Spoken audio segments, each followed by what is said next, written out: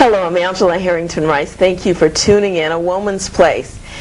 I don't know where you could live without being touched by the beanie craze. Everyone everywhere seems to be collecting Beanie Babies. We hear how expensive the price has gone up on a lot of them. But there are a lot of other collectors who collect treasures that they just want to adore.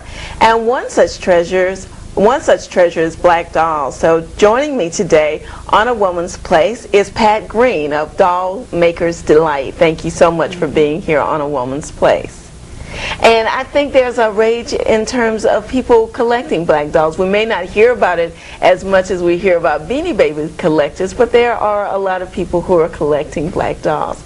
Tell us the history, or start us back in the beginning. I don't think, when we think of black dolls, some of us think of it almost as something new, because when we were children, we didn't have black dolls.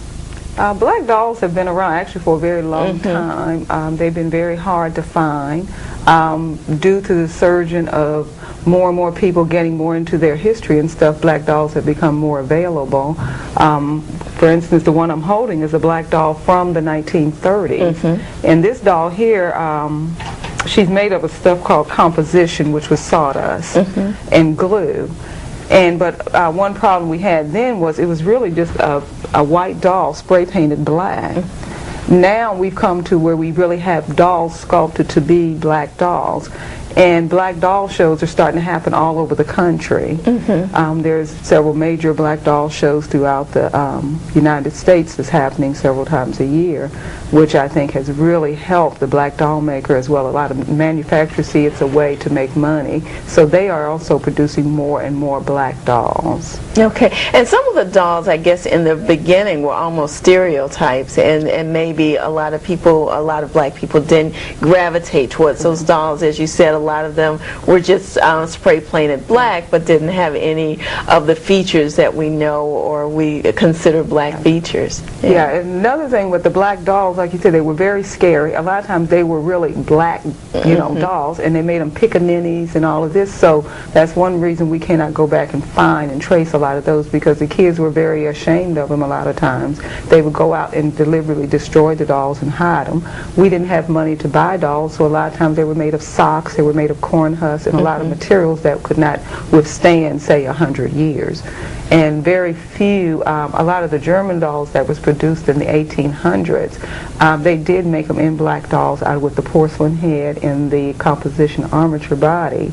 And those dolls are very, very valuable. If you take like a Stein or a Armand Marcel, those dolls and a white doll, or maybe a 17-inch doll, if you find one of those now, the value of those may be $4,000 or $5,000. If you take the same doll to spray painted black, the value of there would be about $15,000. Wow. So during auctions, the black dolls are the ones that are most desirable because they were so few around. So rare.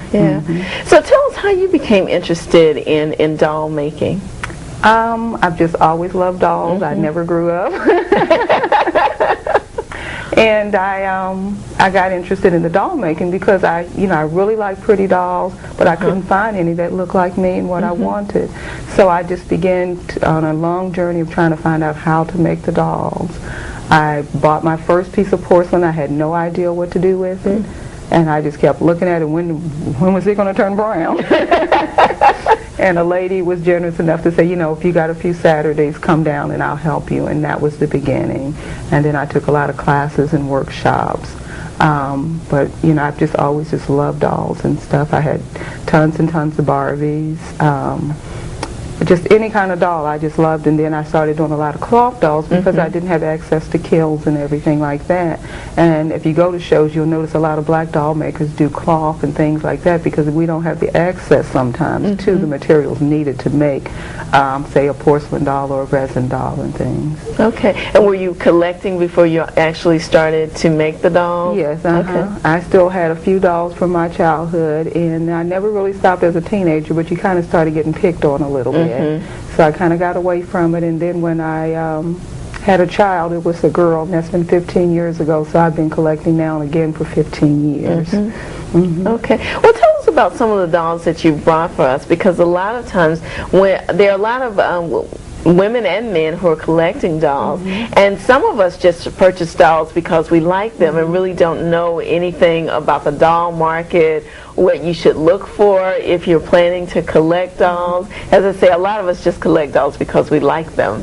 You know, we're not looking for any financial value or anything, but there are others who do. My first thing I always recommend to people, number one, buy a doll because you like it. That's the first thing. Buy it because you like it, and if it does go up investment-wise, consider that a bonus. A lot of people keep their dolls in boxes and everything. I like displaying my dolls. Okay. More costly dolls you may want to display in some type of glass case or whatever. Display it away from sunlight and stuff, because that kind of stuff, the ultraviolet or the rays, can cause damage to the doll. As far as some of the dolls I've rung, this doll here is from the 30s, and she's made of, like I say, composition.